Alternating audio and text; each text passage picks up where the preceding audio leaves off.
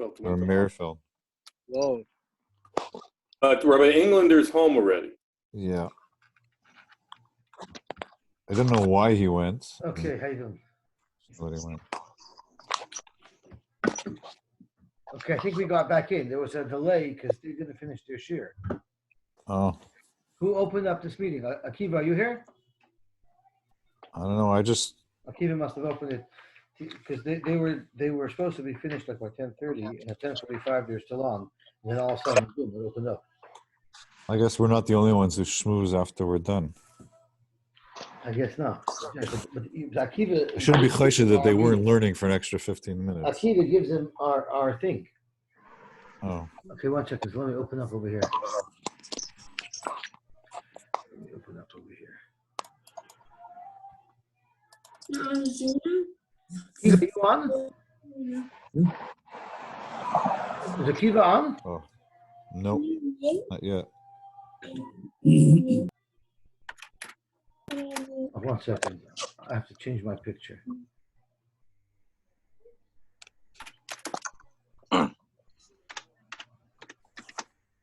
Okay, now I'm here. Oh. I don't know where Akiva is. Yosef Zolman. Manuel. All right, is Moish Rubin here? I'm here. Oh, get over. And Moish Manuel, Sarah Dovid. Okay, we should be ready to start. I have to wait for Akiva. Let me see where Akiva is. Akiva's working hard over here on managing. You snooze, you lose. Akiva ate snooze and he's busting himself.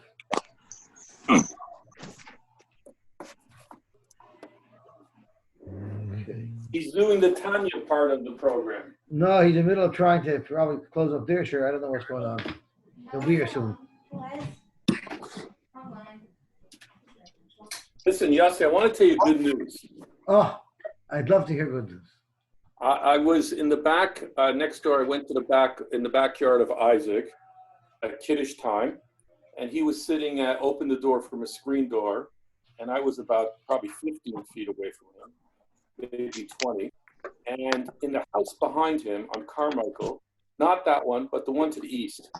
And there's a guy out there, a young guy, wife's on the back porch. I started talking to him. He's in the Canadian Army. He's been stationed in Latvia and Afghanistan. He Trudeau with a passion. Said the Canadian Army is pro-conservative. He said he doesn't like McKay. He'd wished Jason Kenney ran. Loved Harper. So I just want to let you know. So why is Trudeau still alive? What? Well, how is Trudeau still alive? Yeah, that's the one problem. He's not, apparently, as many doctors say, this hydrochloro whatever is working on people. They will not let it into Canada yet. Wow. Yossi. Oh, Kiva, how are you? Yeah, hi.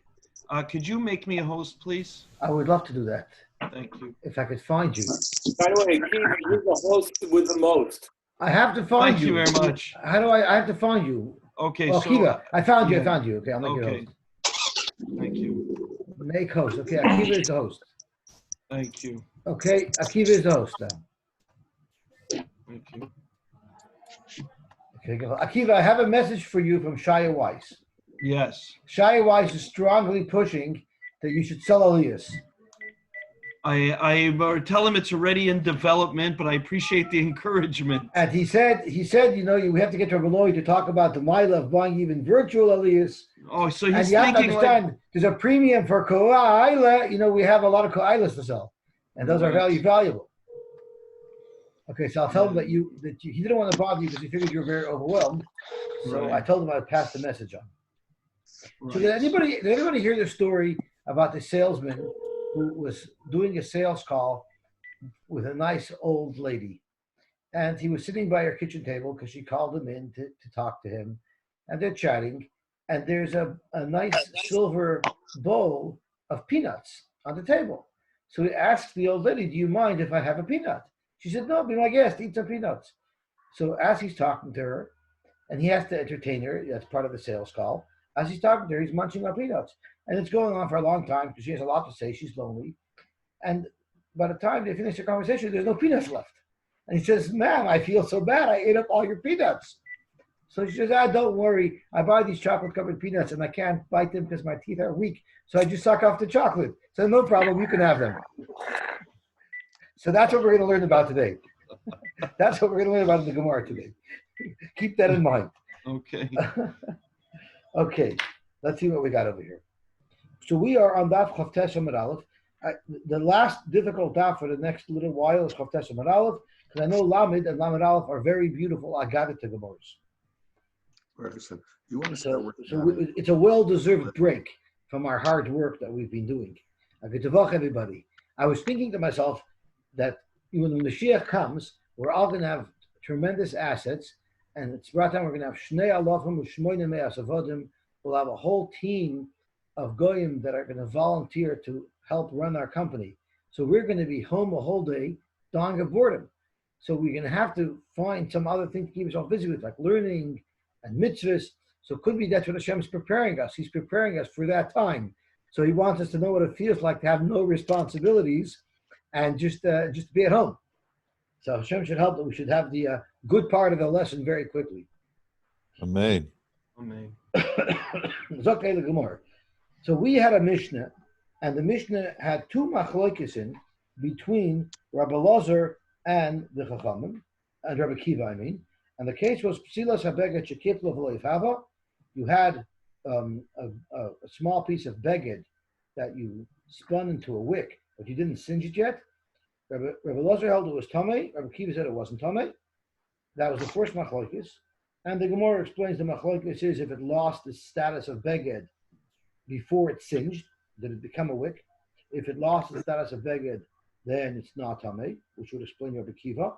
And if it didn't lose its status of beged, then it remains tamei like Rabbi Elazar.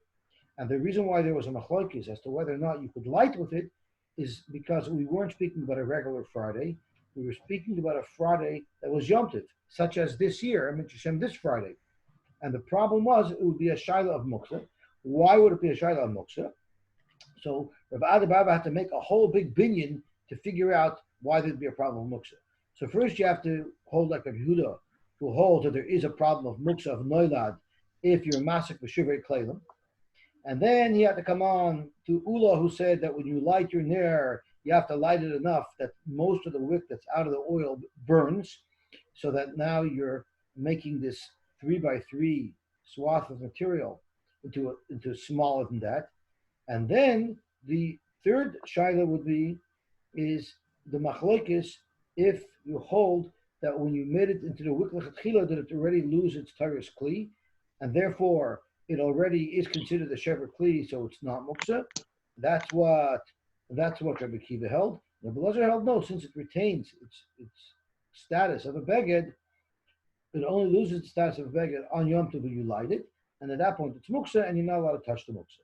So that's how the Gemara in its first shot explained the machlokes Rabbi Elazar and Rabbi Kiva, the two machlokes between Rabbi Elazar and Rabbi Kiva, and now we're going to see some other options of how we can learn shot in that machlokes.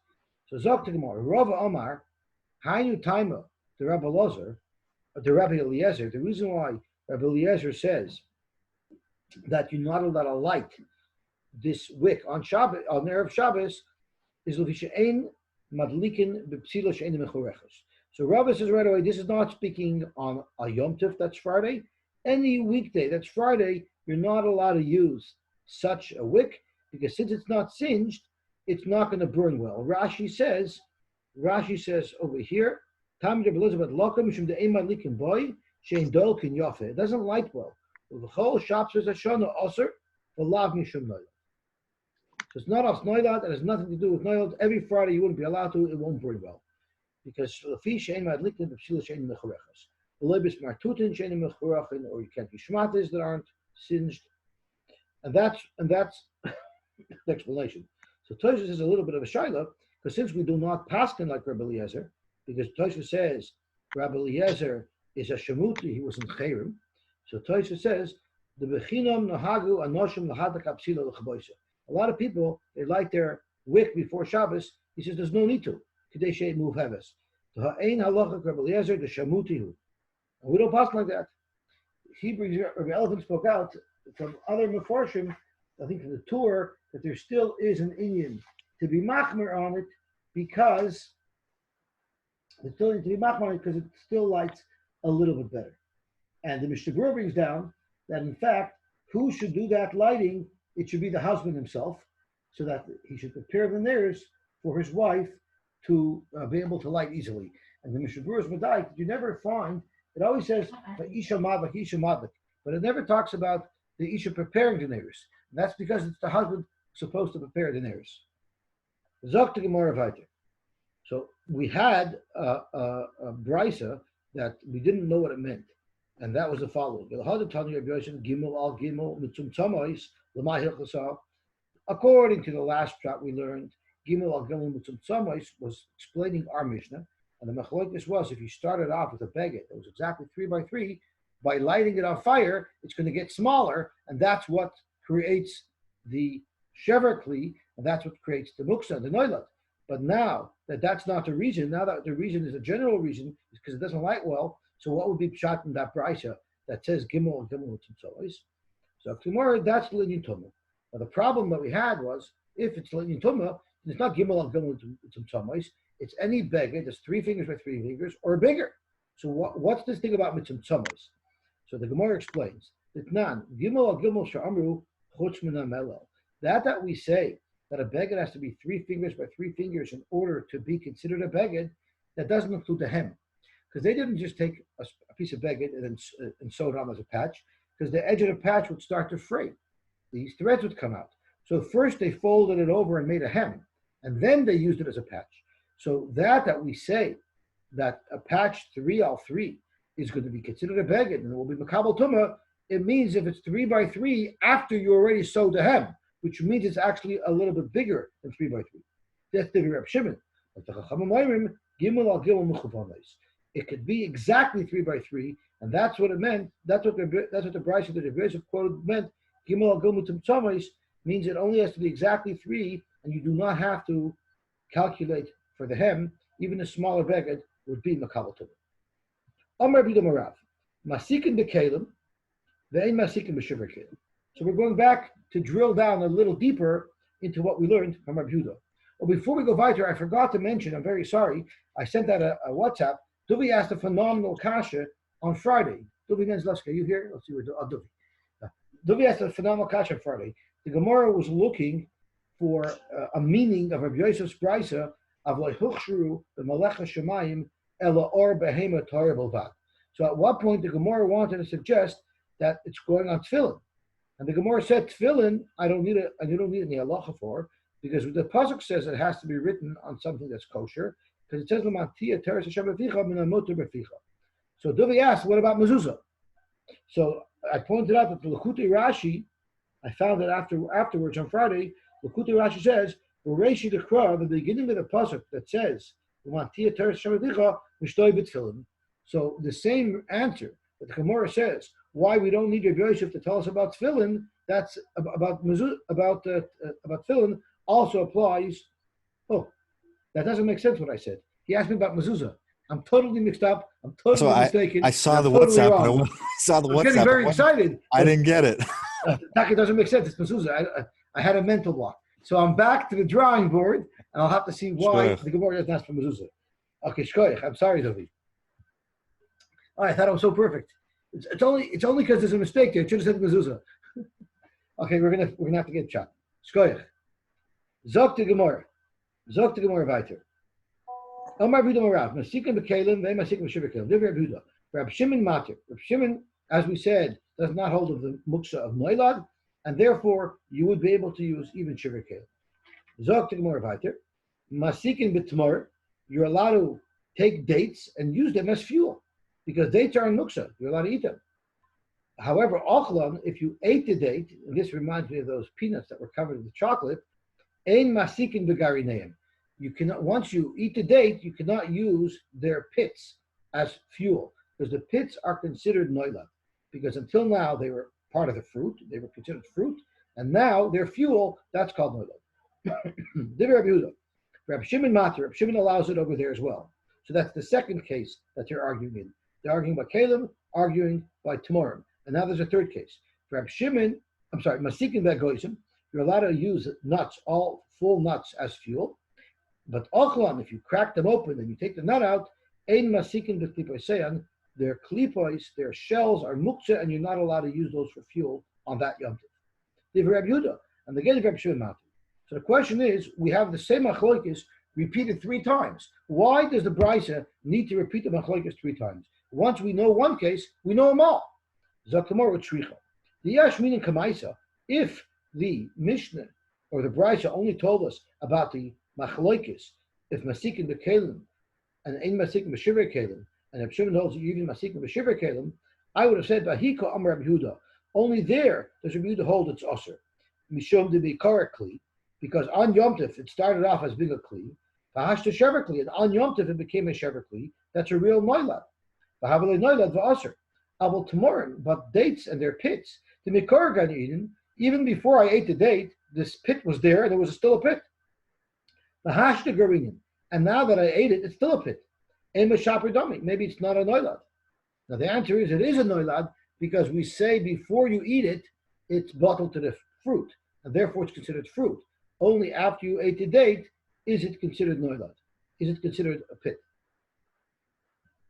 Okay. And if I only know that a pit is a noilad, I would have said a nut is different. Havamina the mikor mechashin vashim medallion. A pit, at least when it was covered by the date, I didn't even see it. And after I finished eating the date, now I see it. That's called noilad. Aval klipe agoizim the mikor midlu. The shells of a nut, I see it from the beginning. It's the same nut, same shell. And now that I broke it open, it's the same shell. Maybe it's not called noilad. Shricha. And the Mefarshim explain why taka is it considered noilad. You saw it, it's the same shell, it's always a shell. There it is, because until now it was bottled in a peri because it's protecting the nut inside. But once it's broken open, you take the nut out, now it's independent, and now it's called a shell, and that's why Reb Yehuda considers it a noilad, and you won't be able to use it on Yom Tov. Yossi? Yes. Sorry. So is that necessarily proof that Rav Shimon doesn't hold of noilad? Maybe it's possible just in those cases he feels that they're not noilad, but he does hold of the principle of noilad. You're probably right, because we had this overall machlokes. Rav Shimon is mekel by muksa, and the Gemara's nusach sometimes says Rav Shimon doesn't hold of muksa, but in fact he does. But he's very mekel in many of the halachas of muksa. So yeah, it is possible that we're going to find in the Gemara cases where even Reb Shimon would be moided that it would be us. And I guess we'll as we do our journey through Shabbos, we'll probably see how it manifests itself. It's up to the Gemara weiter. The Rav, this halacha that Rav extends the machlokes of Reb Yehuda and the chomer of Reb Yehuda that ein masikin the shiver kelim, he extends it to garinim, he extends it to seeds as well. Lav beferish itmar. Rav didn't say it black and white. We saw a story, something occurred, and from something that occurred, we deduced that Rav would hold that this case of the date pits would also be muksa according to Agudah. Why? There was a story. The Rav ochal tapri. Rav was eating dates. Rav was eating dates on a Monday afternoon. It wasn't Shabbos, it wasn't Yom Tov, and he threw his pits into an oven that was cooking nearby so that his date should act as added fuel to the fire. Omalei Reb Chia told Rav, Barpaxi, special Yid who you are, Chashav Yid, Rashi's Ben Gedolim, the child of very special people. Kenegde b'Yom Tov, if you would have done exactly what you just did now on Yom Tov, Osir, that would be Osir to do. Well, the Gemara wants to know, Kib Liminei or like Kib Liminei. Did Rav accept this psak from Reb Chia, which would explain why he's quoting Reb Yehuda to say that it's Osir, or did he reject that? Tashma, I'll tell you another story. Rav Bavel, when Rav came to Bavel, Ochel Tamri on Yom Tov. This time he was eating dates on Yom Tov. The Shada Kashyasa L'Chayusa, and he fed animals. He took the seeds and he fed them to animals. If it was muksa, you wouldn't be allowed to feed it to animals. My love, the Parsiyosa. What type of peanuts were they? They were chocolate covered, so you could suck off all the chocolate. Parsiyosa are dates that it's very easy to separate the flesh of the date from the pit. So it's speaking where he got all of the flesh off, and the pit has no flesh on it left, and therefore there's nothing on it that shouldn't be muksa. So you have a rye from here V'loy kibla. He didn't accept the Isser Muksa because in fact he took the pit that was Muksa on Yom Tov and fed it to an am. So tomorrow loy ba'amiyasa. Maybe it's speaking about a date where it's very hard to get the fruit off of the date, and even when you eat the date, there's still pieces of fruit left on it. So now the date is still not a pit because there's still fruit left on the pit, so it still retained its status of Michael, and that's why it was mutter. So maybe he does agree to Rabbi Yehuda. Hoyel v'chazi agavi mayu. The pit is considered non-muksa because it's still the same fruit as it was before because there's still some remnants of date on the pit. So we're right now, we don't have a raya. We don't know if Rav, or we don't see where Rav accepted Rabbi Yehuda's shita lahachmer that there's this level of muksa of noila. Amalei Rabbi Shmuel bar Chana Rabbi Yosef. Shmuel bar Chana told Rabbi Yosef, Rabbi Yehuda the Amar masikin the kelim, they masikin b'shiver kelim. According to Rabbi Yehuda, who holds that you're not allowed to use kelim that broke on Yom Tov as fuel because it's considered noilad. Even the adlik b'huperta habla shiver kelim. What happens if, according to Rabbi Yehuda, you're allowed to take a full keli and throw it into the fire? I have some type of wooden utensil, and according to Rabbi Yehuda, I'm allowed to take that wooden utensil and throw it into the fire. But the problem is, the moment I throw it into the fire, now it's reduced to a shiver kelim. So it becomes muksa. And as I continue moving the wood around on the flame, I'm going to be over muksa according to Rabbi Yehuda. So how do I get around that? So you might jump on me and ask, who said he's going to mess around with the flame? Maybe he'll just throw it in and not touch it. So on that, the article brings down from different mafarshim that avada you're going to be messing around with it. As a matter of fact, he says in Yom Tov you're mechuyev to mess around with it because you're only allowed to light a fire on Yom Tov in order to cook. If your flame is going to go out, then you lit a fire and you didn't cook with it. That would be worse. So in fact, on Yom Tov, you're supposed to be busy with the fire to make sure that it burns very well.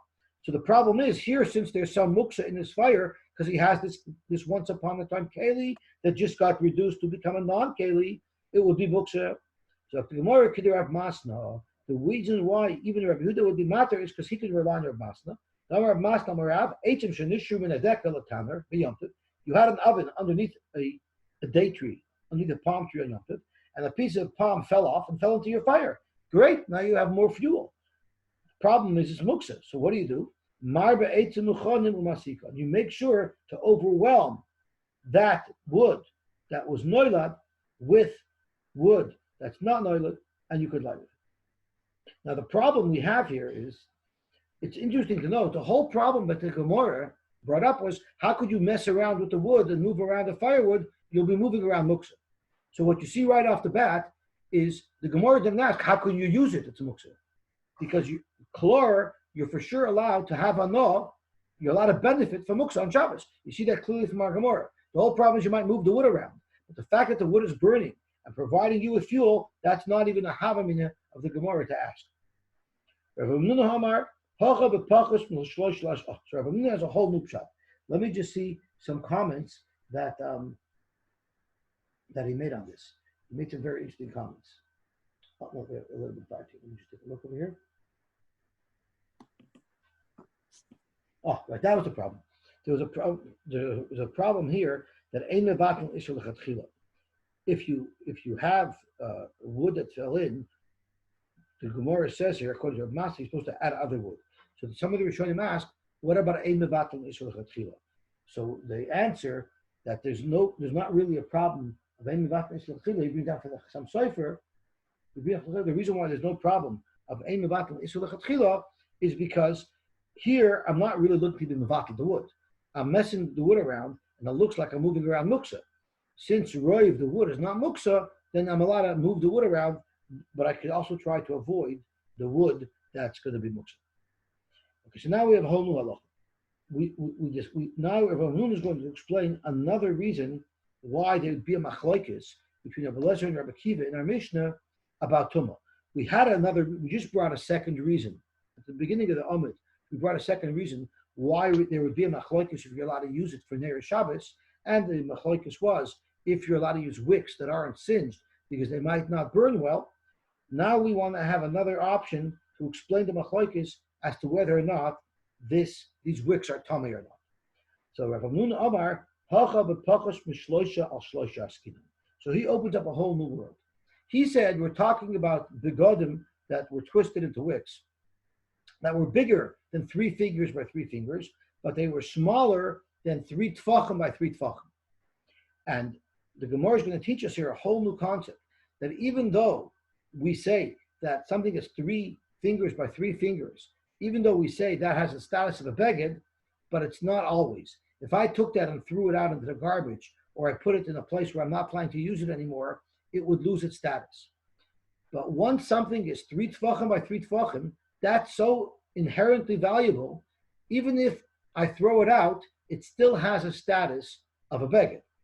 But we're talking about a beged between 3 fingers by 3 fingers, so it's greater than, let's say, 3 inches by 3 inches, but it's smaller than 12 inches by 12 inches. Although we learned in the previous Gemara that that's considered a beged, that means it could be considered a beged. But if you threw it out, then it lost its status of its beged. So we're talking about a piece of fabric, let's say 6 inches by 6 inches, and you threw it out, so it lost its status of a beged. And then after you threw it out, you did something else with it that the Gemara is going to discuss that would reestablish its status of a beged. And the question is, did you reestablish its status of a beged? So the fact that you made it into a wick has nothing to do with this shaila. It's a shaila that's a completely new shaila of whether or not once I take a fabric and I'm vatlet from being a fabric, I throw it out. If I decided not to repurpose it, does it get now a new status of a fabric to become tamei? And we're going to get into a whole new shaila. We're learning about the kula of matlonis, of shmatis, that you threw out, that you're not machshav anymore. So mikula doesn't mean kulas like I just typed it. We're talking about shmatis that are worthless to people. We're going to quote you a different machloikis between Reb Eliezer and Reb Kiva, and we want to argue that exactly the same machloikis that we're going to quote from a different place, that's precisely what the machloikis is in our Mishnah as to whether or not these fabrics were tamei. Ditnan, Papus mishloisha al shloisha seheskinu lefakik boyes amerchas. You had a piece of fabric that was smaller than 3 by 3 tfachim, but greater than 3 by 3 fingers, and you decided you're going to use it to plug a hole, your drain hole in your bathtub. So that's called bimavatalit from a status of a beged. Using it to stop a hole, that ruins its status of a beged. Or another thing that I could use it for that also ruins its status of a beged was l'nari boy saktera. I want to pick up a hot pot, so I put a shmata on the bottom of my hand, like you use a shmata to lift the pot with so you don't burn your hand. Again, that's something that makes the beged lose its status. Or you're using it to scrub down a mill. These are all things that are not considered begodim anymore. And then what happened is you decided to do something that would show slightly that you might want to use it again and give it a chashivus. And the Gemara is going to discuss exactly what you did shortly. Whether or not you were setting it up and preparing it to be used as a beged, or even if you weren't setting it up to be used as a beged, tamei divrei Reb Eliezer. Reb Eliezer holds tamei, which is consistent with what we want to say, because our Mishnah also says, in our case, Reb Eliezer said tamei. So that's going to be the shaila. What is exactly the case where Reb Eliezer said it's tamei? Whether or not you're putting it in a situation where you're preparing it to use, tar, it would still be tar. And Reb Akiva comes up the middle. Reb Akiva always makes the compromise. Reb Akiva always tells us that he tries to find common ground, and then indeed, Reb Akiva, your namesake, did the same thing. Reb Akiva Eimer, min hamuchen tamei, v'shaloi min hamuchen tamei. It's up the middle. If it's something that's going to be used, then we consider it tamei. If not, it's not going to be. It's going to be tar. Now we'll get down to the details. So what does it mean? Everybody agrees if I took this fabric and I threw it into my junk drawer, I threw it where I don't plan to use it, that's for sure tahar. Everybody agrees because it lost its shem beged the moment I designated as a plug or as a mitt or as a cleaner, as a scrubbing cloth. It lost its status of beged right then and there. And now, after I use it for that, I throw it into a garbage or I throw it into a place where I keep junk, that for sure would not reignite its status of beged, and therefore everybody agrees in that case it remains tahor. But what is the shaila? What if you put it on your shelf? You put it in your linen closet. There you're clearly showing that you want it to be a beged again. Divrei kol tamei. Everybody agrees in that case that this now retains its status of a beged, or it reattains its status of a beged and its tamei. Lo nechlechu the machloikis Rebbe Eliezer and Rebbe Shua is ela shetali b'magid. You either hung it up on the hook, or you threw it over the door. So it's not really preparing it for use. You didn't put it in your linen closet, but you didn't quite throw it out either. So it's somewhere in the middle. So again, what was the case? You had a beged that used to be a bottle stopper, which you were mevatel from its Torah's beged, and now you put it in a place that's quasi shows you might want to use it again as a beged. So Reb Eliezer Savar, the fact that you didn't throw it in the garbage, it's a raya that I plan to keep it, and it's valuable to me. Rebbe Eliezer said, "Bein min hamuchen, bein shaloi min hamuchen is tamei." So why is he considered this shaloi min hamuchen? The lagabe kufsa lav muchen. It's not when I'm hanging it on the door on the hook. It's not mamish muchen that I put it in my linen closet. I put it somewhere where compared to the kufsa, it's not muchen, but it's still somewhat muchen, and that's why Rebbe Eliezer holds it's tamei.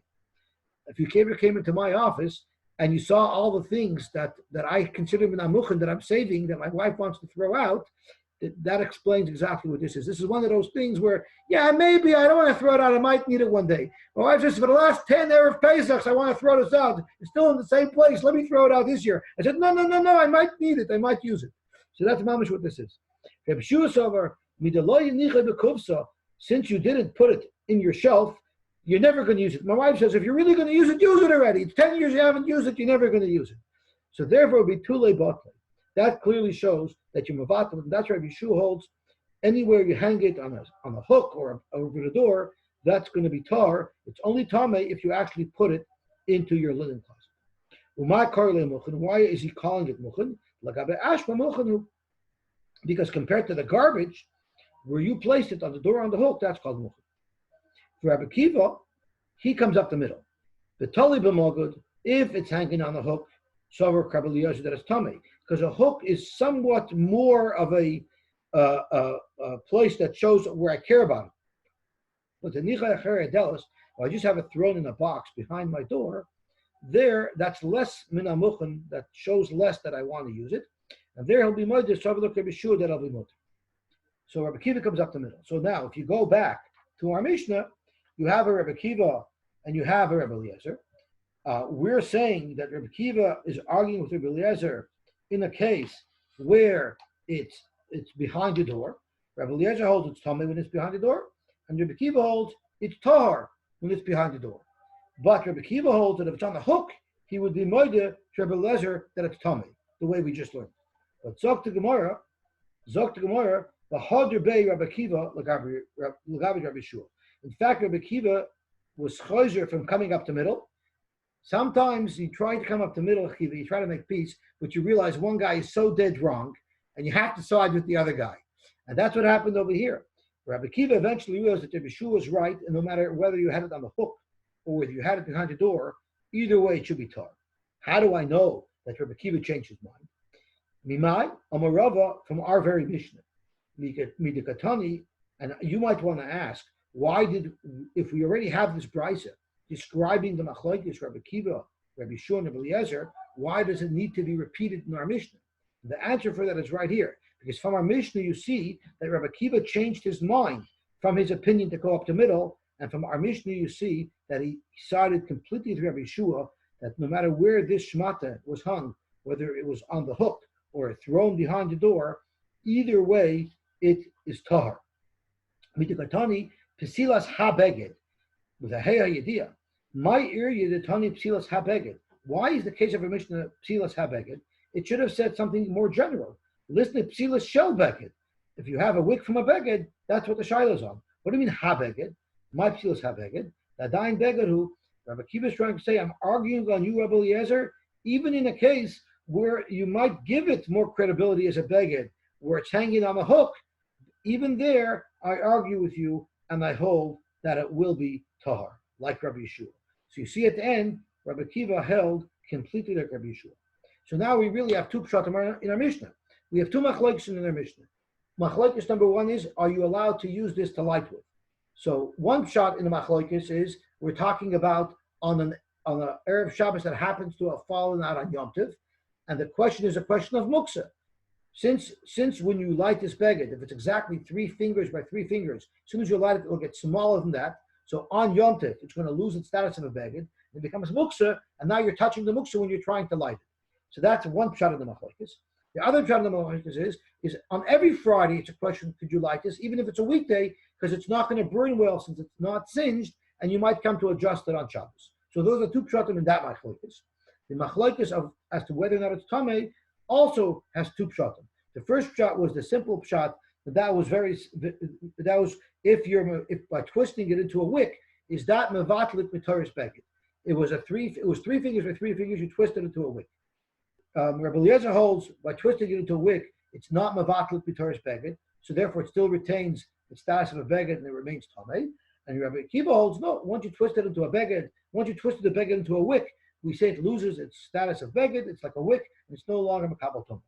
And today, we learned another explanation for the machlokes as to whether or not it's tamei, and that has to do with, we're talking about not a small wick that was exactly 3 by 3, we're talking about a big wick that was maybe 6 inches by 6 inches. We started off with a beged that was 6 inches by 6 inches, and it was what you did with that beged is you were mavatal it, you used it as a plug for your shower drain, and now you decided to pull it out of the shower drain, and you decided to hang it on a hook or to throw it behind the door. The question is, the fact that you put it on the hook or threw it behind your door, does that say that now I'm designating it as a beged once again, so it should become a beged and be makabel tumah? According to Reb Eliezer, the fact that I didn't throw it in the garbage, the fact that I have it anywhere, shows that I want to retain it and I want it to be a beged, and now it's makabel tumah again. And Rabbi Akiva holds that no matter what I do with it, if I didn't put it in my linen closet, that's not called giving it a shem beged, and it remains torah. And now we're at the end of this sugya, and now we're starting a whole new sugya. You know, in the olden days, they didn't have electricity, and they didn't have such big lamps. So their lamps would go out in an hour or 2 hours. But you have a Talmid Chacham who wants to learn late into the night, Friday night, and he needs some way to extend the life of his candle. So what he would do is, they would take an eggshell, and they would make a small drop at the bottom, so oil would only drip out very slowly.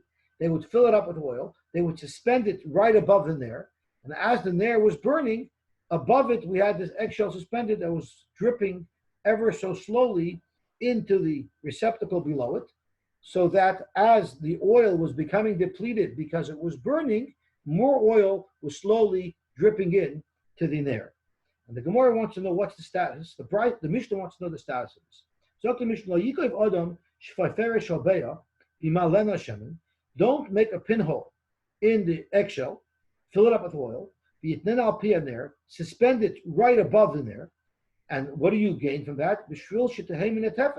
So that the oil will slowly drip, and it'll extend your candle to last. You'll extend your oil lamp to last much longer. Don't do it.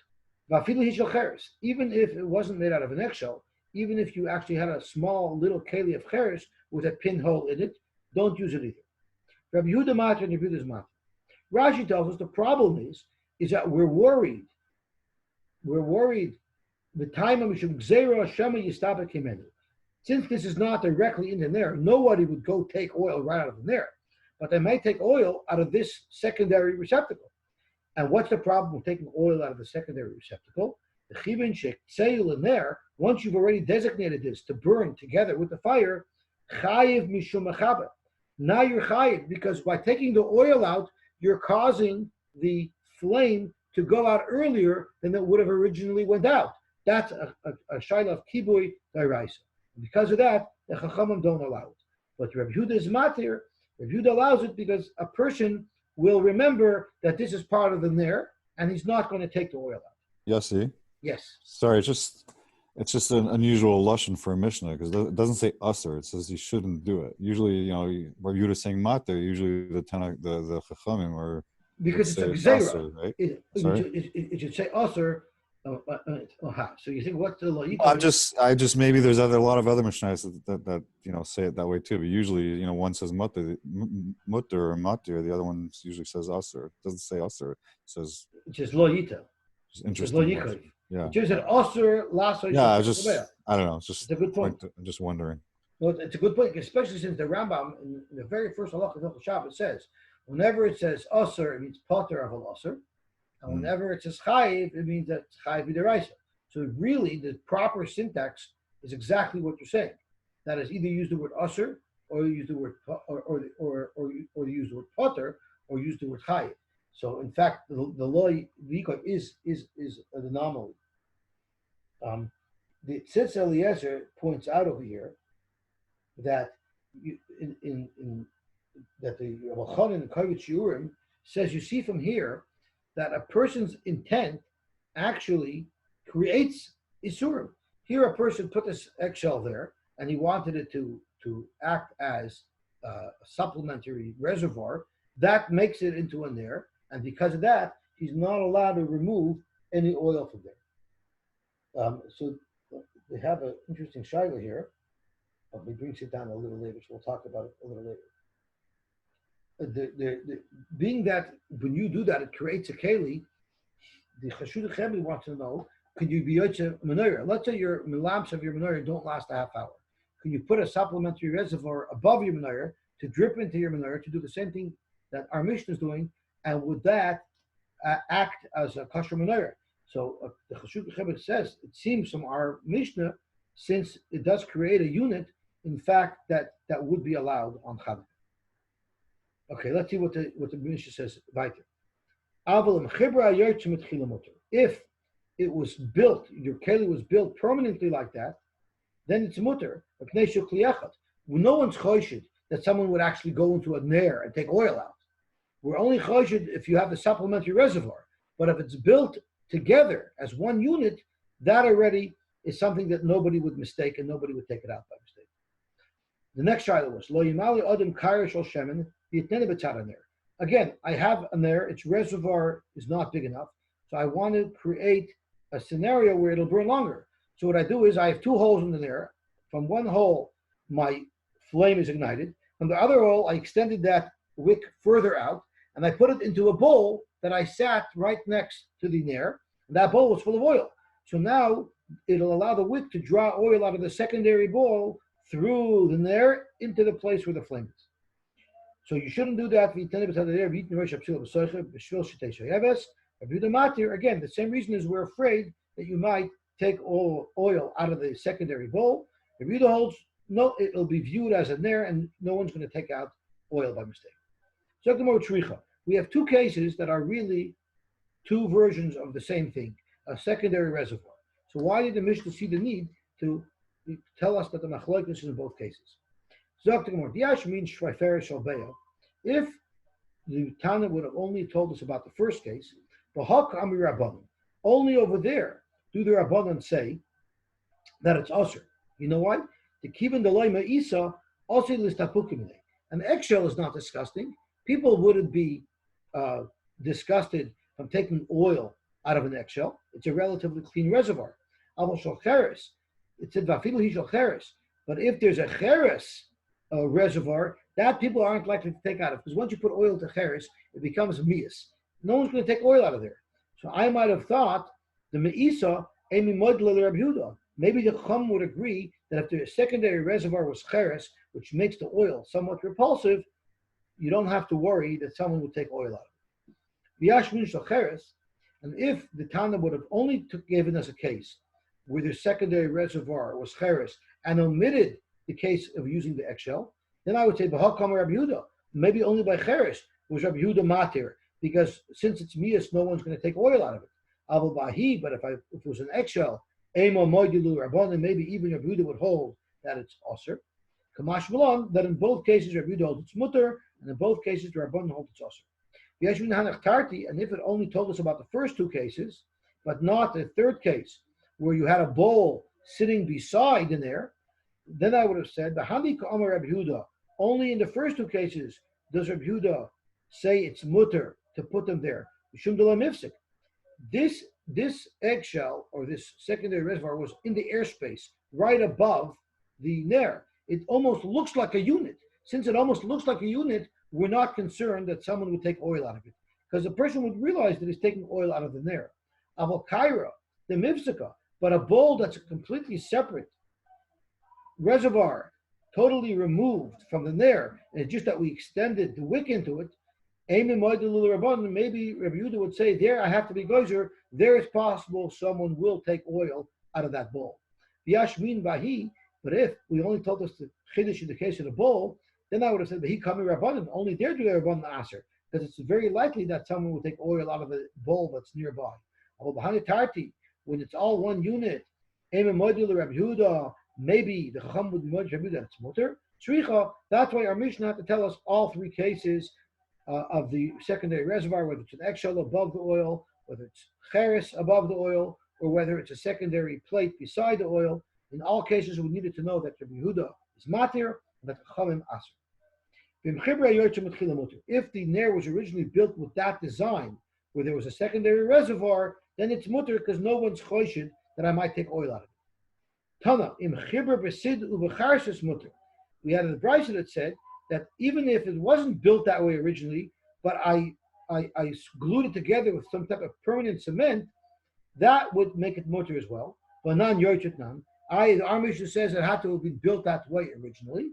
So tomorrow my yoicher kain yoicher. We don't really mean that it had to be built like that originally. It's enough if you build it permanent by bonding it together with proper bonding glue. That in and of itself would make it mutter, and that's just like if it was built like that way originally. And then you don't have to be choshish that I'll take oil out because he realizes that he's taking oil out of him there, and everybody knows they're not allowed to do that. Tanya, Amar Agudah. We once went to a bread and breakfast, and we stayed there for Shabbos in Lud, and the name of the bed and breakfast was called Beis Nitzah. They brought us. I asked our host if they could bring us. They could bring us an extra reservoir. We want to be up late, and we want to have neiris for late. So they brought us an eggshell. Could you imagine if you called room service and said I need a glass, and they brought you an eggshell? We filled it up with oil. And we made a hole in it. And we put it on top of the nair. And you know who was with us in the bed and breakfast? It was like one of these Airbnbs where we were having a wild party. It was only supposed to be 3 guests, and we had 20 guests there. We were going to party that Friday night. And who was there at our wild party? Reb Tarfin was there with his Zakanim. They didn't protest that we were doing that, even though we seemed to have been violating what the Mishnah said. They told them back. So they told Reb Yehuda back, Misham Raya, you're bringing a Raya from this place, Beis Nitzah. Shiny Beis Nitzah, there's reasoning. Beis Nitzah, the people who lived in Beis Nitzah, the family of Beis Nitzah, they were very big reason, and they would never have done such an avera. On that, the Achronim asked, so is that how it works? If you're Azaris, you can ignore the Takanos of the Chachamim? Where did you get that from? So the kasha is a very good kasha. The teretz isn't as good as the kasha, but the teretz that Reb Elephant spoke out was when the Chachamim originally made that Takana, they did not make it in places where it would be irrelevant. For instance, nowadays there wouldn't be such a Takana, because nobody in their right mind would ever go take oil to use for their salad out of their burning candle. It's unheard of. So the Chacham only made the Gzeir L'Chatchila where it's something that people would do. Therefore, in Beis Nitzah, they never made that Gzeir.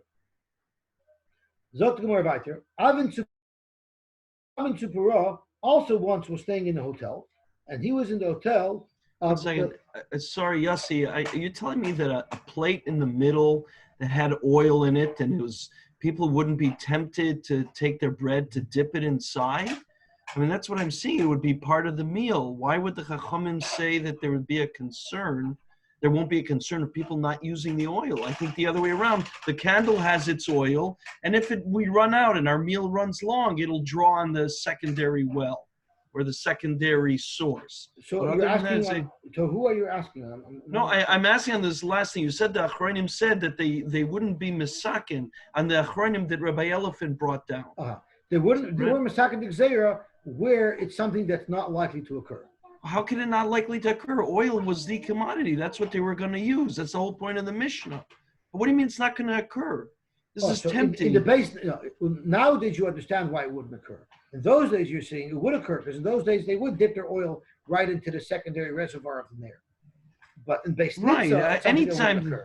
In places where people are very, very diligent and careful with Hilchos Shabbos, there they felt it wouldn't occur. So when they originally set up the Gzeira, they set it up only in places where it would be likely to occur. Like I said, the kasha is a lot better than the teretz. Okay. So I like your kasha. I don't have a teretz. Oh, I don't understand. I don't understand. Now that you're speaking, I forgot. We were learning all about klippos on Amud Aleph, and I forgot to mention it. That's okay. Yeah, so the kasha is better than the teretz, but I'm happy that we spoke about the kasha. Right. Where do you find such a thing that they make exceptions for this reason? And I have it a little bit fair, and I hear your kasha as well. Okay, Avon Tzipura, Gorer Safsla. Now we know the classic case of Davar Sheina Mechaven, doing a malacha, but you're not intending to do a malacha. That's a machlokes. Reb Shimon holds it's mutter, l'chatchila, you're allowed to do it. Reb Yehuda holds it's aser. What's a typical example? Schlepping a heavy chair across a lawn. The legs, as you schlep it, are going to make a charitz. They're going to make a groove in the grass, in the soft grass. Reb Shimon says, I have no intention. I'm not trying to plow. I'm just trying to get my lawn chair from point A to point B. That's mutter. Because even if I did the malacha, it's a davar she'eina mechaven. Reb Yehuda holds doing a davar she'eina mechaven is also a problem. It's also to do. So Aban Tzipura Gadar Safsala Be'elisa the Shisha. He pulled a chair across an apartment, but the floor was made out of marble. There's for sure no chashash that it's going to create a groove because it's a hard surface floor. And who was there watching? La'ela Reb Yitzchak ben Elazar. It was in front of Reb Yitzchak ben Elazar. Rashi's La'ela means in front of. I'm thinking to myself that Reb Yitzchak ben Elazar was on the bottom, and when you drag something across the floor, it makes noise downstairs. But that's not pshat. That's just my problem with my tenant. The real pshat is that it was in front of Reb Yitzchak ben Elazar. Omer Lei, he told him, Ish Suki Loch, if I don't protest, like in the earlier case where they didn't protest Rabbi Yehuda from using the oil there, I'm afraid we're going to have a disaster come out of it, and people are going to start dragging chairs across grass. Sure, this was a hard surface, but I'm afraid that people are going to start dragging chairs everywhere. They'll think it's mutter. So I have to protest what you're doing. Gzeira alisa de shisha atu alisa de alma. Sure, here's a hard floor, but people are going to start dragging. They'll become accustomed to dragging furniture around, and I'm afraid if I don't stop you from doing this, people are going to start dragging furniture around where it's a real problem, according to Rabbi Yehuda. Zok the Gemara, Reish Knishta the Batra, the Gabe, the Shamis, in the shul of Batra, who's in charge of where everybody sat, he had to move benches around. Gorar Safsala, he dragged the bench around, La'ela Merabir Meirabah, right in front of Rabbi Meirabah. Omerle, he told him, come on, who do you hold like? Reb Shimon. You must hold like Reb Shimon, who holds that it's a davar she'eina mechaven, and therefore you're allowed to drag these chairs around. Sorry, Yossi. What's the actual malacha of dragging when you're dragging the bench? I think it's like plowing. If you're making It's plowing. It's either plowing or it's shvuya gumois. It's So this thing of dragging the digging. So this thing of dragging the bench, is it actual plowing or is it gazera that you're going to come to plow? No. When you're pulling, it's not plowing. It's digging a hole actually. Digging a hole. When you pull this chair across the lawn, you might actually dig up a hole. You might actually create a depression in the ground. So it's an actual malacha. It's not a gzera. It's chayiv. It's actually. Well, I should read Rashi. Let me look at Rashi. Navak minechova being hagu heter bedavar. We have ritzach sphere like Rabbi Yehuda. The davar shein mechaven oser. It doesn't say chayiv. So I guess we'll have to see when we learn the actual machlokes of Rabbi Yehuda and Reb Shimon if he holds that there'll be a chiyuv chatos. But I understood that there'd be a chiyuv chatos. The avagav the b'shayis le'ovid charitz, even though on hard surface it won't make a charitz. Those are atu elisidam. Okay, so let's see what it says. So Zok Gemara, Rabbi Yirmiyah Rabba said, so you want to be Meko like Reb Shimon? I think, Zok Rabbi Yirmiyah Rabba, that in this case, even Reb Shimon would agree to me and Reb Yehuda that it's also. Emar Domer Reb Shimon, Bigdoilim. Where did Reb Shimon allow you to pull furniture around? Bigdoilim, large, heavy furniture where you can't lift it. The best way, the only way that you could possibly move it is by dragging it. But Ketanim, you have a small little bench. You don't have to drag it. So work a little harder, lift it up, and then you don't have to worry at all about making a charitz. Ketanim mi Omar. So Rabbi Yirmiyah Rabba told the shamis, don't use Reb Shimon as a heter to drag these benches around. These benches aren't so heavy. Lift them up on your shoulder.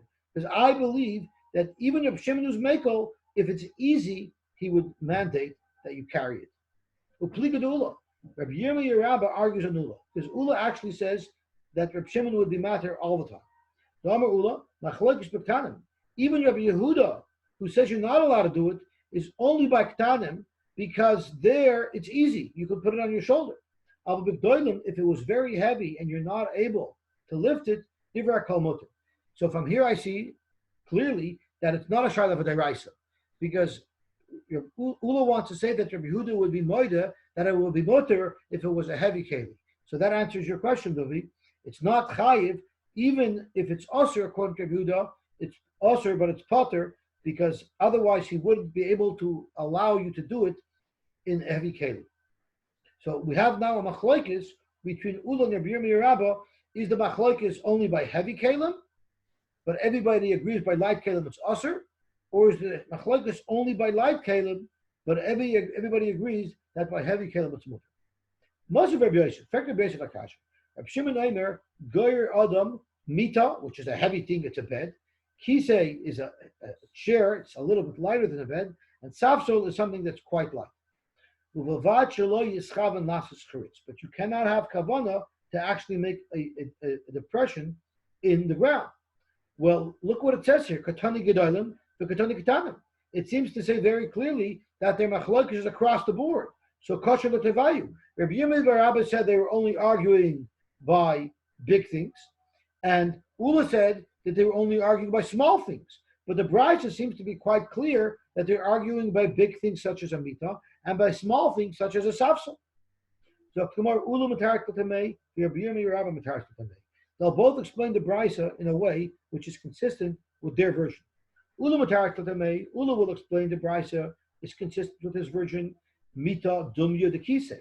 When it says Mita, it says it right near the word Kisei. Why? To tell you that it wasn't a heavy bed, it was a futon. It was a light bed that can easily be moved. And that's where the machlokes is. By a light bed, there's a machlokes. And like Ula says, but by a heavy bed, everybody would agree that it's mutter to drag. Rabbi Yirmiyah Rabba learns the Mishnah like he thought, with his bias. Kisei domi demita. For Keret, we say the kisei is similar to the mita, meaning it's heavy. Meaning the machlokes is only if it's very heavy, but if it's a small object, everybody would agree that it's awesome. Most of Rabbi has a different kasha on the same subject. Moichrixos. Here we're talking about shatnez. Now the way that people used to sell shatnez was they would model their kelim. How would they model the clothing that they sold? They would put them on.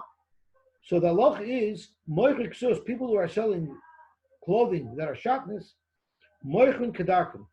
They were probably retailers, and that's why they were allowed to sell shatnez, because only going by retailers. So what happened? They would sell normally. As long as they don't have intention to benefit from the clothing, to shield them from the sun if it's sunny weather, or they shouldn't have kavanah to have a no from the beggar. They don't have a no, just to model it to sell, they're allowed to do it. But those who are more from and the one to avoid even the perception that they might be doing an avera, they kept it on a stick, and they hung it over their shoulder. They hung the stick over their shoulder, so it wasn't even on them. Now, the halacha in this case, the ev shalom evet kitznun, the chiktanim dami. If you wanted to compare this shaila to our shaila of dragging furniture, in this case it's very easy to accommodate.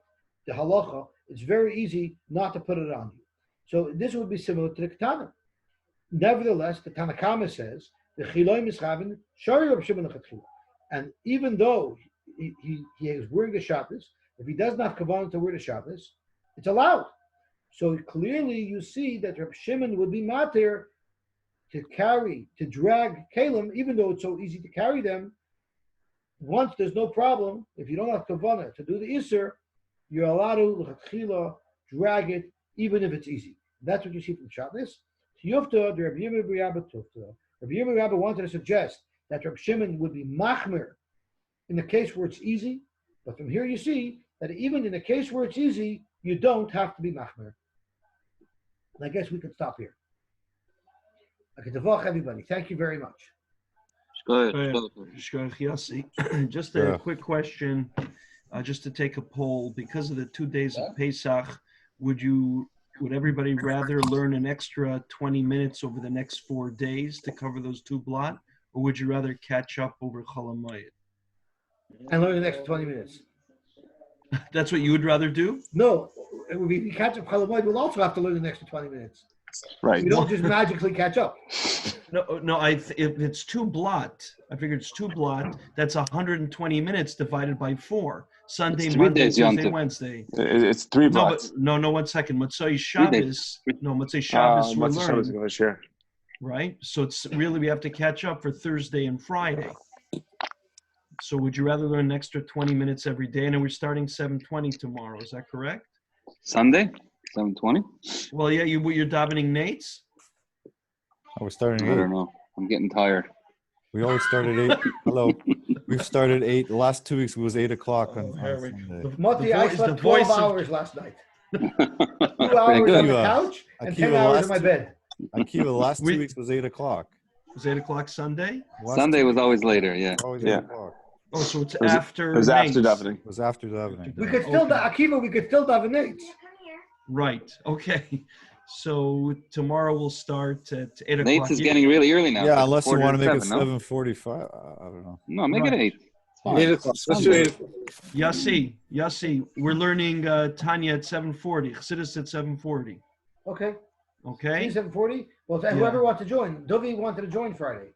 Do you want to? I'll tell you what. Do you want to learn that Chumash, the one of the Chumash? No, I like to learn the Tanya inside. Okay. Yeah, go back to the roots, Akiva. That's where we start. Okay. All right. I heard Cheers over a at very beautiful shtickle from the Lubavitcher Rebbe, from Mendel Kaplan, and I found the same word in the Sefer from Reb Moshe What are you Feinstein. doing? Oh, so what did you do? I didn't do anything. You did. Okay, so Where did I tomorrow go? 7:40, and learning is 8 o'clock, and should we learn a little longer, like to 9:20, I just clicked. and try to move ahead a little bit? I guess we'll see Shkoyach tomorrow. Yossi. Shkoyach Yossi. Go ahead. Sure, good luck. Devach, everybody. Okay, Devach, okay. everybody. A wonderful, successful week. Your boys should get us out of this mess. We should be better, stronger, happier, richer, everything. Everything better. Amen. Karma. Michelle cometh the Yom Tov very happy. Amen. Man. Akiva? Yeah. As Did you hear Chaim me? Tzvi says, the wind should blow in every direction that it needs to make us successful. Amen. Amen. Shkoyach Yossi. Devach, devach. Yeah, you Good luck, dirty. good What's up? Yossi. Yes? Yeah. So about selling the minion, I can't see you. Hold on a second. 1 second. Just bear with me. Reb Moshe Weinberg has a very good child. Maybe you want to unmute Reb Moshe Weinberg? Yeah. Hold on a Michelle. second. Yeah. 1 second. I have to get back to a meeting.